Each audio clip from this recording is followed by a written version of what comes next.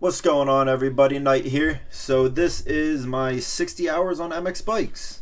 61.5 hours. We're gonna hop right into this.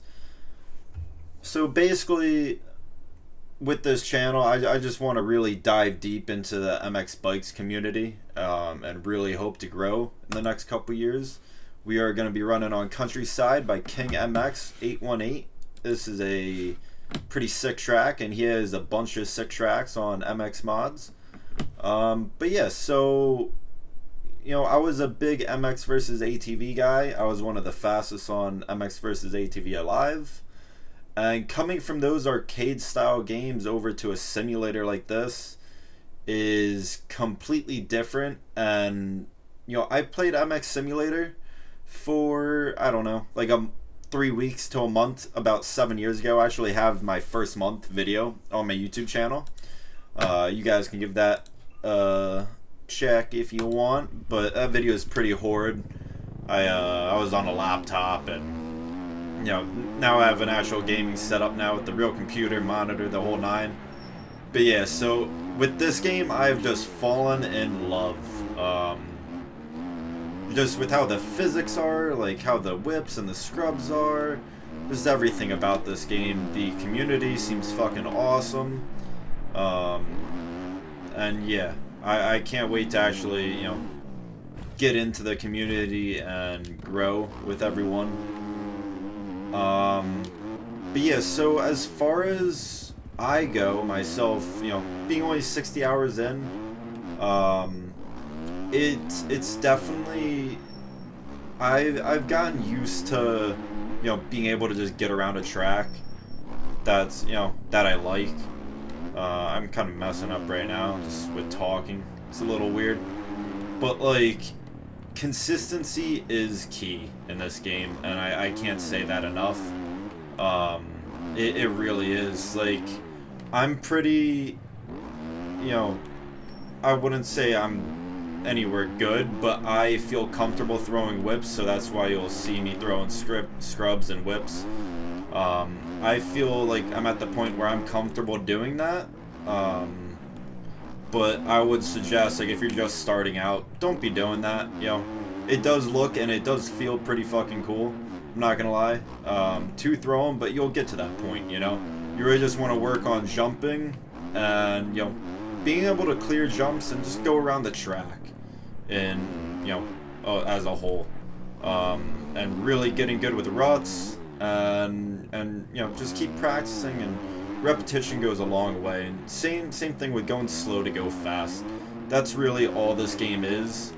And yeah, I mean, like, you can't just go balls to the walls, because for one, you're just never gonna learn, and you're not gonna grow. You really gotta think and not like strategize, but you gotta be very sensitive with the controls. I'm used, from the MX vs ATV series, I'm just used to slamming the sticks left and right, and railing corners. This game, totally opposite. That's not how it works at all, and which is very rewarding. This game, just like MX Simulator, a super rewarding game. And it feels really good once you can put a decent lap down. My best lap on this track is a 150 something, and I'm not like saying that's fast or nothing, but for me, I feel like I'm flying. So that's an awesome feeling for me.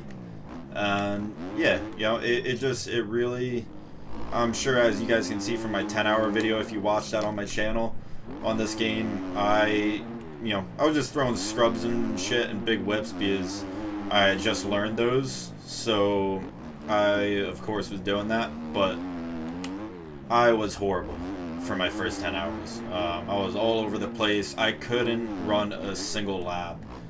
And like, those 3 laps I ran for my first 10-hour video, that took me forever to get. It really did. So I've definitely come a long way, and I have really realized just the slow to go fast is key in this game. It really is. I'm gonna run a couple more laps here for you, I'm gonna try to beat my trainer. I probably won't. I just want to get a couple consistent laps in for you guys and try to not crash or anything. But yeah, you know, I can't say that enough, and I really, you know, would like to go be able to be in pro races sooner than later, like within a couple months from now. But also, it really just depends how many hours I put into the game. I work a full-time job, so, you know, it's 8 hours a day, so I really only get time, you know, when I get home while my girlfriend's away at work. So I try to put in a couple hours every day, but we'll get there. Like, I watch, you know, I'm sure a lot of you guys know who King Rider is, and like, you know, from one of his videos, he was saying how he was, you know, in pro races the first month of playing this game, and that's pretty crazy to, you know, when I think of that, like to be in a pro race or just qualifying for pro races a month in is pretty wild. Like, he must have just grinded this game, but yeah, I mean, everyone's different. Everyone, you know, takes their time to build differently, and you know, if you look at Trojan's videos, he was in the same boat as I am when he was 50 hours in, and it's not like, you know, you have a special talent in this game. It's a video game, even though it's a simulator, you know, it's, everyone can be as good as they want to be, so that's how I think of it, at least. But yeah, besides talking about MX bikes, High Point, round 4 of Pro Motocross in, I think it's something Mountain in PA. I forget what the actual name is, maybe Mammoth Mountain or something. But holy crap, what a event, dude. You know, besides over, I think that was Hangtown when Jet had his huge crash.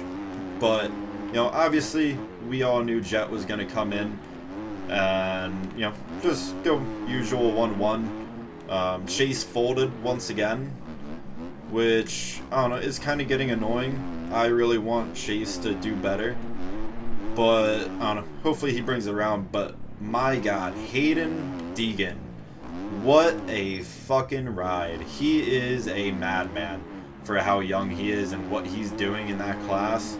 You know, all props go out to Ty. I love what he's doing, and being able to get that win for Jesse is insane. But, I mean, if there was another half lap, Deegan would have went 1-1 on the day. He ran two 210s back to back on the very last lap. That's insane to think about. How much energy that takes to do that. And just the fact that only 3 other riders had a faster overall lap time on the whole day over Deegan, which was Chase, Hunter, and Jet. Jet and Chase ran 2 209s somewhere throughout the moto, and Hunter ran, I think, 1 or 2 210s. And they're on 450s. That's just insane to think about.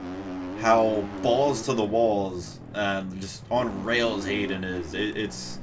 It's honestly crazy. I can't wait for him to get to the 450 class, and I really hope for Ty that, you know, Mitch sees that ride and gives him a 2-year or 3-year deal. That would be really awesome to see. He is an awesome person, and he's really put his heart and soul into this, and he deserves it for the best.